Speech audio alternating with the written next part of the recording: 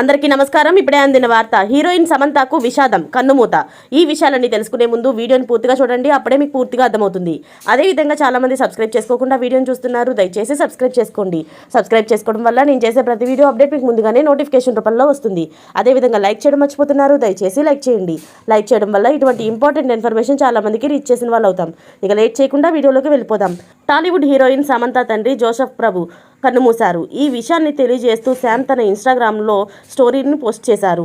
మనం మళ్ళీ కలిసే వరకు నానా అంటూ హార్ట్ ఇమోజీని కలిగి ఉంది. సమంత చెన్నైలోని జోసెఫ్ ప్రభు అలాగే నినేట్ ప్రభు దంపతులకు జన్మించింది.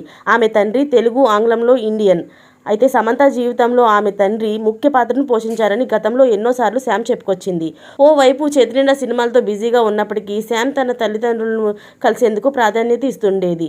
సినీ రంగంలో తనకు అంటూ ప్రతి క్షణం తన తండ్రి అండగా మద్దతుగా నిలిచేవారని తెలిపింది. శామ్ తండ్రి మరణ వార్త తెలియడంతో సినీ ప్రముఖులు, అభిమానులు సంతాపం వ్యక్తం చేశారు.